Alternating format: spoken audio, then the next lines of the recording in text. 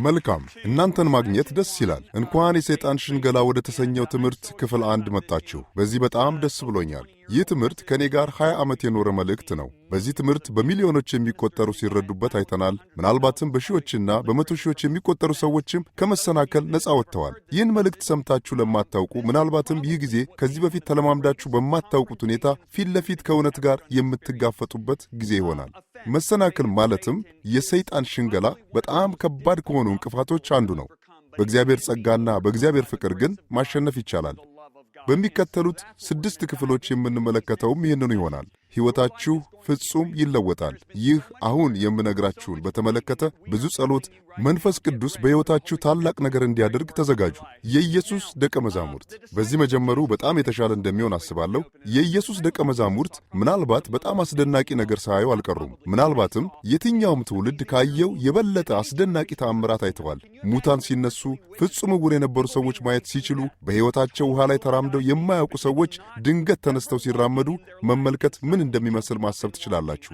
ሕይወት ለማጥፋት የመጣ ማዕበል፣ የዓሣ ማጥመድ ሙያ ያላቸውን ዓሣ አጥማጆች እንኳ የሚያስደነግጥ ማዕበል ወዲያው ጸጥ ሲል ማየትን ማሰብ ትችላላችሁ። በእርግጥ እነዚህ አስደናቂ ተአምራት ናቸው። ይሁን እንጂ ወደ መጠራጠር ጠርዝ የገፏቸው እነዚህ ተአምራት አልነበሩም። ወደዚህ የገፏቸው ከ3 ዓመት ተኩል የኢየሱስ አገልግሎት መጨረሻ አካባቢ ላይ ኢየሱስ ለደቀ መዛሙርቱ የተናገረው ይህ ቃል ነው። ወንድምህ በቀን 7 ጊዜ ቢበድልና በአንድ ቀን ውስጥ ልባላችሁ በቀን ውስጥ 7 ጊዜ ተጸጽቻለሁ እያለ ወደ አንተ ቢመለስ ይቅር በለው።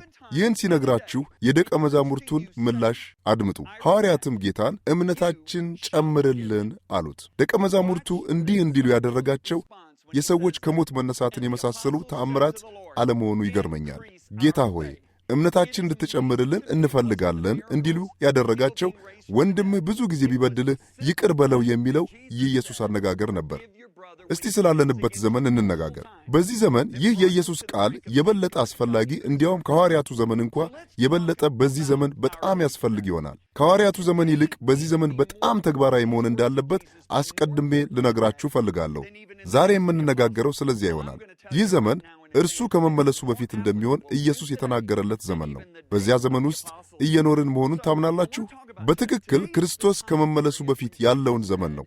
ኢየሱስ ዘመኑን ማወቅ እንደምንችል፣ ቀኑን ወይም ሰዓቱን ግን ማወቅ እንደማንችል ተናግሯል። አይደለም እንዴ?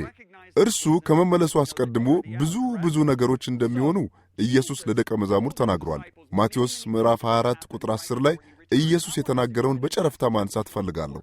እዚህ ላይ ኢየሱስ በዚያን ጊዜ ብዙዎች ይላል። እዚህ ላይ ብዙዎች ለሚለው የተጠቀመው ፖሊስ በሚለው የግሪክ ቃል ነው። ብዙ፣ በጣም ብዙ፣ በርካታ፣ ብዛት ያለው፣ ተደጋጋሚ እንደማለት ነው። አንዳንድ የተመለከትኳቸው መዝገበ ቃላቶች አብዛኛውን ወይም የበለጠውን ይላሉ። ስለዚህ ኢየሱስ እየተናገረ ያለው ቢያንስ 51% ስለሚሆኑት ሰዎች ነው። በዓለም ዙሪያ በመመላለስ በዚህ ርዕስ ሰብኬያለሁ። በየኮንፈራንሶች ወይም በቤተ ክርስቲያኖች ስሰብክ መልእክቱ መጨረሻ ላይ መሰናከልን በተመለከተ ከ50% ያነሱ ሰዎች ምላሽ ሲሰጡ ገጥሞኝ አያውቅም። የእግዚአብሔር ቃል ግልጽ እስኪሆንላቸው ድረስ ብዙዎች ተሰናክለው እንደነበር እንኳ አላስተዋሉም ነበር። በዚያን ጊዜ ብዙዎች ይሰናከላሉ። ሁላችሁም ይሰናከላሉ በሉ። እርስ በርስም አሳልፈው ይሰጣጣሉ፣ ይጠላላሉ። ነገሩ እያደገ የሚሄድ ነው። የተሰናከለ ሰው ውሎ አድሮ አሳልፎ ይሰጣል። አሳልፎ የመሰጠቱ ጉዳይ መፍትሄ ካላገኘ ውሎ አድሮ ወደ ጥላቻ ያደርሳል። ምናልባትም ይህን ከየት አገኘኸው ትሉኝ ይሆናል። መጽሐፈ ምሳሌ ምዕራፍ 18 ቁጥር 19 የተበደለ የተሰናከለ ወንድም ከተመሸገ ከተማ ይበልጥ የማይበገር ነው ይላል። መጽሐፈ ምሳሌም በጻፈው በንጉሥ ሰለሞን ዘመን አብዛኞቹ ከተሞች ዙሪያቸውን ምን ነበራቸው? ግንብ የሚሠራው ለምንድን ነው? ለመከላከያነት። የማትፈልጓቸውን ሰዎች ውጪ ታስቀራላችሁ፣ ወዳጆች የምትሏቸውን ግን ወደ ውስጥ ታስገባላችሁ። የተሰናከሉ ወንዶች ወይም ሴቶች የሚያደርጉትም ይህንኑ ነው። ዙሪያቸውን ግንብ መስራት ይጀምራሉ። አዲስ ኪዳን ግንብ አይላቸውም። አዲስ ኪዳን ምሽግ ነው የሚላቸው። ሁለተኛ ቆሮንቶስ ምዕራፍ 10 ቁጥር 3፣ 4 እና 5 የምንኖረው በዚህ ዓለም ቢሆንም የምንዋጋው በዚህ ዓለም ስልት አይደለም፣ ደግሞም የምንዋጋበት የጦር መሳሪያ የዚህ ዓለም መሳሪያ አይደለም። ይሁን እንጂ ምሽግን ለመደምሰስ የሚችል መለኮታዊ ኃይል ነው። በእግዚአብሔር ዕውቀት ላይ በትዕቢት የሚነሳውን ክርክርና ከንቱ ሐሳብ ሁሉ እናፈርሳለን፣ አእምሮንም ሁሉ እየማረክን ለክርስቶስ እንዲታዘዝ እናደርጋለን ይላል ሁለተኛ ቆሮንቶስ ምዕራፍ 10 ከ3 እስከ 5። እያንዳንዳችን ይህን ማወቅ አለብን። ያለነው መጫወቻ ሜዳ ላይ አይደለም፣ ያለነው ጦር ሜዳ ላይ ነው። ሕይወትን በዚህ መንገድ ማየቱ መልካም ነው። የምንዋጋበት የጦር መሣሪያ የዚህ ዓለም መሣሪያ አይደለም። ይሁን እንጂ ምሽግን ለመደምሰስ የሚችል መለኮታዊ ኃይል ነው። ሁላችሁም ምሽግ በሉ። እነዚህ ምሽጎች ምንድን ናቸው? በመቀጠል ክርክርና ከንቱ ሐሳብ ሁሉ እናፈርሳለን ይላል። አስተሳሰብ ወይም ምክንያታዊነት የሚለው የተሻለ ትርጉም ይሆን ነበር። በእግዚአብሔር ዕውቀት ላይ በትዕቢት የሚነሳውን ክርክርና ከንቱ ሐሳብ ሁሉ እናፈርሳለን፣ አእምሮንም ሁሉ እየማረክን ለክርስቶስ እንዲታዘዝ እናደርጋለን ይላል። እነዚህ ምሽጎች መረጃን የምናብላላባቸው አስተሳሰብ መንገዶች ናቸው። እርስ በርስ እንድንዋደድ የእግዚአብሔር ቃል አጠንክሮ ይነግረናል። የእግዚአብሔር ፍቅር ሁሌም ትኩረት መስጠት ነው። የተበደለ ወይም የተሰናከለ ሰው በጥልቅ ነፍሱ ውስጥ የምክንያታዊነት ግንብ ወይም ምሽግ ይሠራል። ወደ እርሱ የሚመጣውን መረጃ ሁሉ በዚህ መንገድ ያብላላዋል። እነዚህ ምክንያቶችን ራሳቸውን በአጥር ለመከላከል እንደ ምሽግ ይጠቀሙባቸዋል። ከእንግዲህ ትኩረታቸው መስጠት ላይ አይሆንም። ከዚህ በኋላ ሐሳባቸው ራሴን መከላከል አለብኝ የሚል ይሆናል። ይህ የሚከናወነው ደግሞ በጥልቅ ነፍሳቸው ውስጥ ነው። ውሎ አድሮ ደግሞ ይህ አሳልፎ ለመስጠት ዝግጁ ያደርገናል። ብዙ ክርስቲያኖች አሳልፎ መስጠት ምን ማለት እንደሆነ አያውቁም። ይህን ሲያስቡ በግልጽ የሚደረግ ነገር ነው የሚያስቡት። ቤኔዲክት አርኖልድ ወይም የአስቆሮቱ ይሁዳ ነው ትዝ የሚላቸው። ይሁን እንጂ አሳልፎ መስጠት ባጭሩ ይህ ነው። አሳልፎ መስጠት የሚባለው የሚቀርቡኝን ሰዎች ግምት ውስጥ ሳላስገባ የራሴን ጥቅም ሳስቀድም ራሴን በአጥር ወይም በግንብ ስከልል ነው። ትኩረታችሁ ራስን መከላከል ላይ ብቻ ከሆነ ሌሎችን አሳልፎ ለመስጠት ዝግጁ ትሆናላችሁ። እንዲህ ሲሆን በኪዳናዊ ኅብረት የተሳሰርኩትን ሰው እንኳ ቢሆን ግምት ውስጥ ሳላስገባ ትኩረቴ በሙሉ ራሴን መከላከል ላይ ብቻ ይሆናል። አሳልፎ መስጠት ኅብረትን ወይም ከሌላው ጋር ያለ ግንኙነትን መተው ማለት ነው። አሳልፎ መስጠት ካለ ምን እንደሚሆን ልንገራችሁ። አሳልፎ መስጠት ካለ ልባችን ውስጥ ያለው የእግዚአብሔር ፍቅር ይቀዘቅዛል። ከምን የተነሳ ነው እንዲህ የሚሆነው? ምክንያቱም መስጠት ስለምናቆም ነው። እስራኤል ውስጥ ሁለት ባሕሮች አሉ። ሁለት ዋና ዋና ባሕሮች አሉ። እነርሱም የገሊላ ባሕርና ሙት ባሕር ናቸው። የገሊላ ባሕር ከሰሜን ፊልጶስ ቂሳርያ አጠገብ ካሉ ተራሮች የሚመጣ ውሃ በነጻ ያገኛል። ያንንም በነጻ ወደ ደቡብ ያፈሰዋል። በደቡብ በኩል ወዳለው ወደ ዮርዳኖስ ወንዝና ሙት ባሕር ይወርዳል። የገሊላ ባሕር በነጻ ይቀበላል፣ በነጻ ይሰጣል። የገሊላ ባሕር ውስጥ ሕይወት ያለው ነገር ሞልቶበታል። ሆኖም ይኸው ሕይወት ሰጪ ውሃ ወደ ዮርዳኖስ ወንዝ ወርዶ በስተሰሜን ወዳለው የሙት ባሕር አካል ሲገባ ሙት ባሕር ይቀበላል። ይህ ባሕር ይቀበላል እንጂ አይሰጥም። ሙት ባሕር ውስጥ ምንም ሕይወት መኖር አይችልም። በፍጹም ሕይወት ያለው ነገር ውስጡ አይኖርም። ወደ ተበደለ ወይም ወደ ተጎዳ ወንድምም የእግዚአብሔር ፍቅር ቢመጣም ዙሪያውንም በግንብ አጥሮ ያገኘዋል። ራሴን በግንብ ከልያለሁ። ያ የእግዚአብሔር ፍቅር መቀዝቀዝ ይጀምራል። በዚህ ጊዜ ትኩረታችሁ ራሳችሁ ላይ ይሆናል። አሳልፎ ለመስጠትም ዝግጁ ያደርጋችኋል። ቀደም ሲል እንዳልኩት አሳልፎ የሚሰጥ ሰው ከሌሎች ጋር ያለው ንብረት ወይም ግንኙነት ይተዋል። ቶሎ መፍትሄ ካልተገኘለት አሳልፎ መስጠቱ ወደ ጥላቻ ያደርሳል። ብዙ ክርስቲያኖች ጥላቻ ምን ማለት እንደሆነ በሚገባ አይረዱም። እንደ ቁጣ ወይም ተስፋ መቁረጥ ያለውን መረን የለቀቀ ስሜት ከጥላቻ ጋር ያያይዙታል። ውስጣችሁ ጥላቻ ሊኖር ይችላል። ሆኖም ምንም አይነት ስሜታዊ መገለጫ ላይኖረው ይችላል። አቤሴሎም ወንድሙን አምኖንን ይጠላው ነበር። መጽሐፍ ቅዱስ ክፉም ሆነ ደግ አንዳች ቃል አልተናገረም ይላል። የሐዋርያው ዮሐንስን መልእክት ብታነቡ ወንድሙን የሚጠላ ነፍሰ ገዳይ ነው በማለት ለክርስቲያኖች ይጽፋል። ነፍሰ ገዳይም የዘላለም ሕይወት የለውም።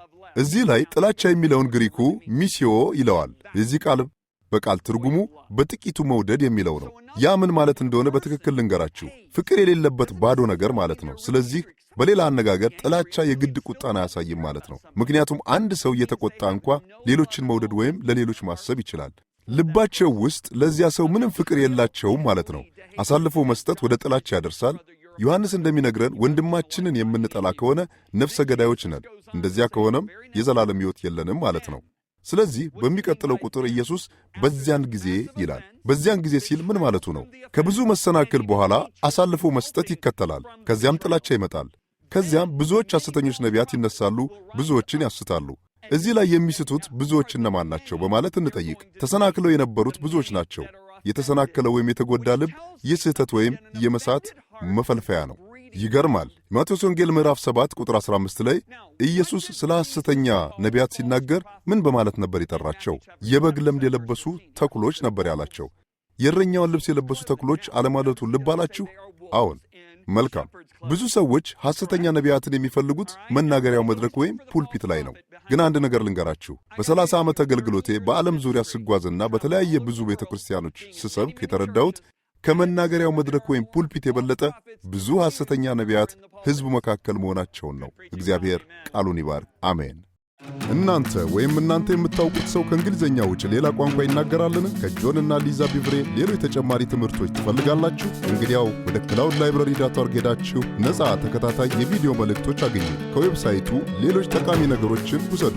የምትፈልጉትን ቋንቋ ምረጡ። ብዛት ካለው ስብስብ የምትፈልጉትን ምረጡ። ኤሌክትሮኒክስ መጽሐፍት፣ የቪዲዮ መልእክቶች፣ የድምፅ መጽሐፍትና ትምህርቶች፣ የቴሌቪዥን ፕሮግራሞች፣ መጽሐፍ ቅዱሶችንና ሌሎችንም የበለጠ ተማሩ። ወደ cloudlibrary.org ሄዱ። የበግ ለምድ የለበሱ ተኩሎች ይኖራሉ። በበኩሌ እንስሳት ላይ የተሰሩ ፕሮግራሞች መከታተል ያስደስተኛል። ዲስከቨሪ ቻናል የተሰኘው በጣም የሚገርም ነው። እንስሳትን ስለምወድ ለልደቴ ቤተሰቤ ፕላኔት እርዝ የተሰኘውን ገዝተውልኝ ነበር። ስለዚህ ተኩሎችንና ጅቦችን ስለመሳሰሉ ነጣቂ እንስሳት የተረዳሁታልኝ። የሚጓዙት በቡድን ነው። በቡድን የሚጓዝ ተኩላ ዓላማው ምን እንደሆነ ታውቃላችሁ? በግን ከመንጋው መነጠል ነው። ብዙውን ጊዜ መነጠል የሚፈልጉት የቆሰለውን የተሰናከለውን በግ ነው። ያንን በግ ከመንገድ ከነጠሉት ጥሩ ምሳ ወይም እራት እንዲኖራቸው ያውቃሉ።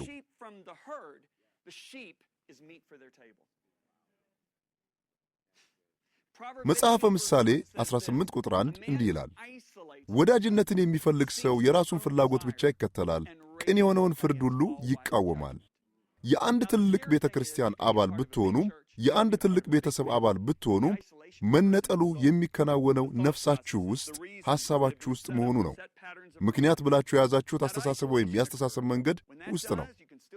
ይህንን በመሰለ መልኩ መነጠል ይሆናል። ይህ በሚሆንበት ጊዜ የትልቅ ቤተሰብ አባሎች ወይም የትልቅ ቤተ ክርስቲያን አባሎች ልትሆኑ ትችላላችሁ። ቀጥሎ ምንድን ነው የምትሆኑት? የእነዚህ ተኩሎች የጥቃት ኢላማ ትሆናላችሁ። በደንብ እየሰማችሁኝ ነው? ከዚያም ኢየሱስ በመቀጠል አመፅ ወይም ክፋት ይገናል ይላል። ለመሆኑ አመፅ ማለት ምን ማለት ነው?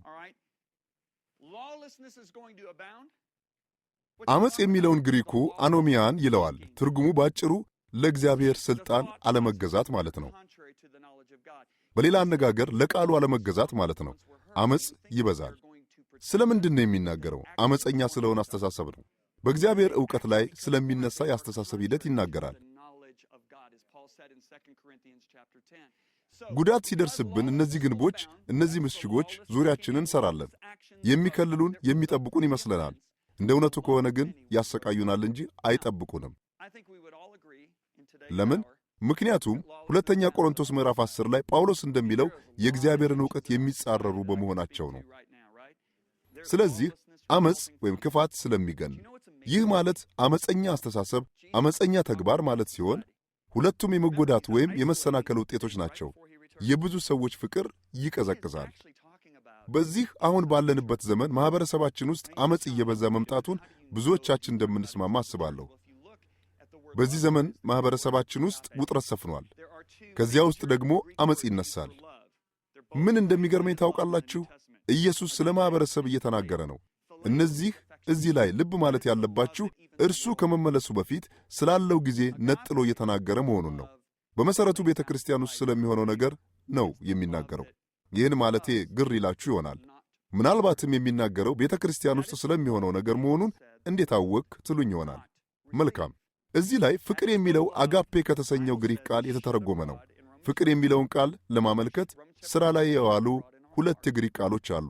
እነርሱም አጋፔና ፊሊዮ ሲሆኑ በአዲስ ኪዳን ውስጥ ሁለቱም ፍቅር ተብለው ተተርጉመዋል። ፊሊዮ ስሜታዊ ፍቅር ነው። እንዲህ ያለው ፍቅር ዓለም እንኳ አለው። አጋፔ ለሌላው ሰው ሕይወቱን የሚሰጥ ፍቅር ነው። ምላሽ ባይኖር እንኳ የሚወድ ፍቅር ነው። ዓለም ሊቀበለው እንደማይችል ኢየሱስ የተናገረው እንዲህ ያለውን ፍቅር ነው። ሮሜ ምዕራፍ 8 ወይም ምዕራፍ 5 ውስጥ ፈሷል በማለት መጽሐፍ ቅዱስ የሚናገርለት እንዲህ ያለውን ፍቅር ነው። ልባችን ውስጥ ፈሷል። ስለዚህ እዚህ ላይ ከተጠቀመበት ቃል የተነሳ እየተናገረ ያለው ስለ ዓለም አለመሆኑን እናውቃለን። እየተናገረ ያለው ስለ ዓለም አለመሆኑን ለማሳየት ሁለተኛ ምክንያት እሰጣችኋለሁ። የሚከተለውን ቁጥር ተመልከቱ። እስከ መጨረሻ የሚጸና ግን እርሱ ይድናል። መቼም አንድ የሚያምንን ሰው እስከ መጨረሻው ብትጸና ትድናለህ አትሉትም። ሩጫው መስክ ላይ ያለ አንዱን አማኝ ግን እስከ መጨረሻው ብትጸና ትድናለህ ብትሉት አግባብ ይኖረዋል። ስለዚህ በመጨረሻው ቀን ብዙ መሰናከል እንደሚኖር ኢየሱስ እየተናገረ ነው። ይህ በብዙ መሰናከል አሳልፎ ወደ መስጠት ያደርሳል። በታሪካችን የተደረጉ ደም አፋሳሽ ጦርነቶችን ብትመለከቱ እርስ በርስ በጣም በሚቀራረቡ ወገኖች የተደረጉ መሆናቸውን ትረዳላችሁ። ብዛት ያለው መሰናከል ይሆናል። ይህም አብዛኛውን ጊዜ በጣም በሚቀራረቡ ሰዎች መካከል የሚደረግ መሆኑን አሳያችኋለሁ። መሰናከል አሳልፎ ወደ መስጠት ይመራል፣ ከዚያም ወደ ጥላቻ ያደርሳል። ከዚያ ውስጥ ደግሞ መሳት ይመጣል። ከእግዚአብሔር ዕውቀት ተጻራሪ ከሆነው ሐሳብ በሚነሳው የዓመፅ አስተሳሰብ ምክንያት የብዙዎች ፍቅር ይቀዘቅዛል። እዚህ ላይ ፖሊስ የተሰኘው ግሪክ ቃል ነው የተጠቀሰው። እዚህ ላይ ይቀዘቅዛል የሚለውን ቃል የተጠቀመበት የፈላ ውሃ ውስጥ ያለ እንቁራሪት ከሚያደርገው ተቃራኒ በሆነ ሁኔታ ነው። አንድን እንቁራሪት ድስት ውስጥ አድርጋችሁ ሙቀት ብትጨምሩ ዘሎ ይወጣል። የፈላ ውሃ ውስጥ ብትጨምሩትም ከቻለ ዘሎ ይወጣል። ይሄኛው ዘሎ ከሚወጣው ተቃራኒ ነው። እዚያው ይቀዘቅዛል። አንድ ነገር ልንገራችሁ፣ ይህን ከልምድ አውቃለሁ። አንድ ጊዜ ልቤ ውስጥ ያለው የእግዚአብሔር ፍቅር መቀዝቀዙን አላስተዋልኩም ነበር። በኋላ ግን ውጤቱን አየሁት። እግዚአብሔር በምሕረቱ ዐይኖቼን ከፈተልኝ። ይህ አሁን የማቀርበውን መልእክት በጣም የምወደው በዚህ ምክንያት ነው። ቀደም ሲል እንዳልኩት በጣም ሊጎዳችሁ የሚችለው የቅርቤ የምትሉት ሰው ነው። ዳዊት እንዲህ ይላል፣ የሚዘልፈኝ ጠላት አይደለምና ቢሆንማ ኖሮ በታገስኩት ነበር። የሚጠላኝ ራሱንም ቀና ቀና ያደረገብኝ ባላንጣ አይደለም። ቢሆንማ ከእርሱ በተሸሸግኩ ነበር። ዓለም ወይም ጠላት እንደሚጎዳን እንጠብቃለን። ዳዊት ግን እንዲህ ይላል፣ ነገር ግን አድራጊው አንተ ነህ፣ እኩያዬ፣ ባልንጀራዬ፣ ወዳጄ። በእግዚአብሔር ቤት አብረን በሕዝብ መካከል ተመላለስን። ደስ የሚል ፍቅር በአንድነት ነበረን። ግንኙነታችን በጣም የቀረበ የመሆኑን ያህል መሰናከሉም በዚያው ልክ ከባድ ይሆናል። እንዲህ የሚሆነው ለምንድን ነው? ምክንያቱም የጠበቅነው በትልቁ ወይም ከፍ ያለ ስለነበር ነው። መካከለኛ ክርስትና ሕይወት ያላቸው እንኳ ቢሆኑ ዓለም እንደሚጎዳቸው ይጠብቃሉ። ለዚህም ራሳቸውን ያዘጋጃሉ። ለምን? ምክንያቱም ዓለም ውስጥ የእግዚአብሔር ፍቅር ስለሌለ። ከዓለም የምንጠብቀው ፍቅር የለንም። ምንም አንጠብቅም። የምንጠብቀው የለም። ከክርስቲያን ወንድሞቻችንና እህቶቻችን ብዙ እንጠብቃለን። ከፓስተሮቻችን ብዙ እንጠብቃለን። ከባል ወይም ከሚስት ብዙ እንጠብቃለን። ዓለም ቢጎዳን ይህን ያህል ላንደነቅ እንችላለን። አንድ ክርስቲያን ወንድም ያን ቢያደርግ በጣም እንሰናከላለን፣ እንጎዳለን። ፓስተራችን ያን ቢያደርግ በጣም እንሰናከላለን፣ እንጎዳለን። የመሰናከሉ መጠን እየጨመረ ይመጣል። የትዳር ጓደኛችን ያን ብታደርግ ወይም ቢያደርግ ከባድ ነው፣ መሰናከሉ ይበዛል። 50%ቱ ትዳር የሚፈርሰው አንዳቸው ከሌላው ብዙ ስለሚጠብቁ ነው የሚባለው በዚህ ምክንያት ነው። የማገልገል ውል የለንም። ትዳር ስንመሰርት መገልገል ነው የምንፈልገው። ኢየሱስ ግን ከእናንተ እንደኔ መሪ መሆን የሚፈልግ ይላል መጽሐፍ ቅዱስ። ክርስቶስ ቤተ ክርስቲያን እንደወደዳት ባሎች የሚስቶቻችሁን ውደዱ ማለቱን ታስታውሳላችሁ። ኢየሱስ ዝቅ ብሎ እንደ አገልጋይ የደቀ መዛሙርቱን እግር አጠበ። ምሳሌ ትቼላችኋለሁ አለ። ጌታና ንጉሥ ትሉኛላችሁ፣ እኔ መሪያችሁ ነኝ። በመካከላችሁ ያለሁት ግን እንደሚያገለግል ሰው ነው።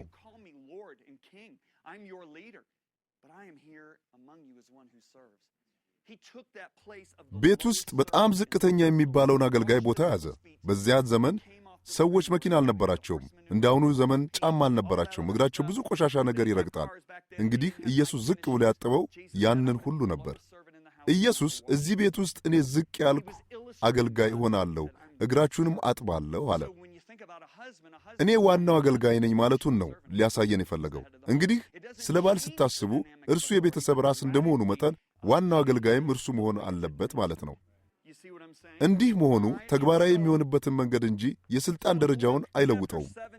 ማለት የፈለግኩትን ተረዳችሁኝ? መልካም።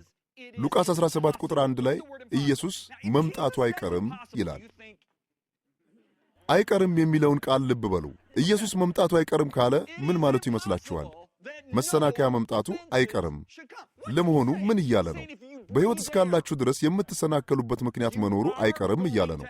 መሰናከሉን በተመለከተ የምታደርጉት ግን የወደፊት ሕይወታችሁን ይወስነዋል ማለቱ ነው። ብርቱ ትሆናላችሁ ወይም መራሮች ትሆናላችሁ። እዚህ ላይ መሰናከያ ለሚለው የተጠቀመበት የግሪክ ቃል ስካንዳሎን ነው። በመሠረቱ ስካንዳሎን ጥንታዊ የግሪክ ቃል ሲሆን መጀመሪያ ጥቅም ላይ የዋለው ዓሣ ለማጥመድ ወይም አዳኞች እንስሳ ወይም ወፎችን ለመያዝ ወይም ለመግደል ወጥመድ ላይ የሚያደርጉትን ማሳሳቻ ነገርን ለማመልከት ነው። አዳኙ ማሳሳቻውን ማለት ስካንዳሎኑን ማስፈንጠሪያው ላይ ያደርገዋል። እንስሳው ማሳሳቻውን ይነክሰዋል። ከዚያም ወጥመዱ ይዘጋና እንስሳውን ይይዘዋል ወይም ይገድለዋል። ስለሆነም መሰናክል እናንተና እኔን አማኞችን ለመሳብና ምርኮኛው ለማድረግ ሰይጣን የሚጠቀምበት የሰይጣን ሽንገላ ነው። በጣም ከባድ ነው። ይህን ቃል በተመለከተ አንድ ቃላት ማጥኛ መዝገብ ቃላት የሚለውን ልንገራችሁ። ስካንዳሎን ወይም መሰናከል የሚለው ቃል ሁሌም የሚያመለክተው አንድን ሰው ወይም ሌላ ነገር ለማጥመድ የሚያማልልና የሚያጓጓ ነገር ነው። የዕብራውያን መልእክት ተጠንቀቁ ይላል። መራራ ስር በቅሎ ችግር እንዳያስከትልና ብዙዎችን እንዳይበክል ተጠንቀቁ። እንዳይበክል ሲባል ሰውን እንዳያጠፋ ማለት ነው። መሰናከል ምን ያህል አደገኛ መሆኑን አያችሁ። በጣም የሚያሳዝነው ደግሞ ብዙ ሰዎች መሰናከላቸውን እንኳ አያውቁትም። ጳውሎስ ለጢሞቴዎስ ሲጽፍለት ይህን ወጥመድ አንስቷል። ለእርሱ እየነገረ ያለውን ተመልከቱ።